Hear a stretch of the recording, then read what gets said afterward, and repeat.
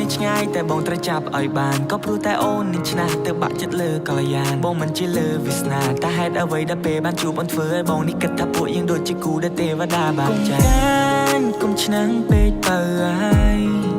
សម្រស់អូនឲ្យបងចាញ់បងក៏ញោះលេងព្រោះស្រឡាញ់ញោះលេងព្រោះតែខ្នាញ់នឹងអូនបងចង់ឲ្យគេផ្សេងឆ្ងាយស្រីបងខ្លាចថាពេលឆ្ងាយកាយពីថ្លៃឆ្ងាយដល់ហារតីបែរនឹងបែរជាបីហើយក៏បងត្រូវសោកទោះបីអូនឆ្នះបន្តិច and that the way she flex ហើយពេលដែលអូននឹងខឹងបែរដូងមក trying to fix and that the way you are អូនខុសពីគេទៅលើសម្រស់ហើយថែមទាំងចរិយាមកអូនមួយក្រឡងហើយឲ្យអូនពាក់ធ្លាក់ស្មាអូនសុភាពតែកាចឲ្យបងពិបាកនឹងថាអូនស្អាតជាងគេទាំងអស់នារីនៅឋានកណ្ដាលឬមិនមែនកូនមនុស្សជាកូនទេវតាបងចង់តែនាំអូនចេញពីគេតែត្រៃមកខាងនៃផែនដីដែលមានតែបងនៅមានមេសាស្ត្រនៅកន្លែងដែលគ្មានអ្នកណារកឃើញទេ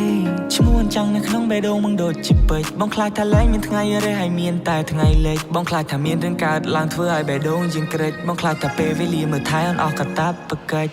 ផ្កាយនៅឆ្ងាយតែបងត្រូវចាប់ឲ្យបានក៏ព្រោះតែអូននឹងឆ្នះទៅបាក់ចិត្តលើកល្យានបងមិនជាលើវាសនាតែហេតុអ្វីដែលពេលបានជួបអូនធ្វើឲ្យបងនេះគិតថាពួកយើងដូចជាគូដែលទេវតាបានចែកគុំឆ្នាំងពេកទៅហើយសម្រស់អូនឲ្យបងចាញ់បងក៏ញោះលេងព្រោះស្រឡាញ់ញោះលេងព្រោះតែខ្នាញ់នឹងអូនបងចង់ឲ្យគេផ្សេងឆ្ងាយស្រី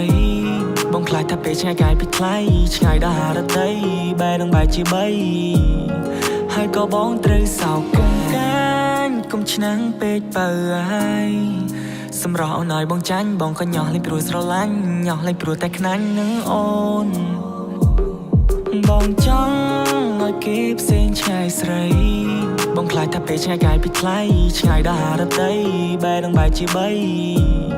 ហើយក៏បងត្រូវសោកកាយ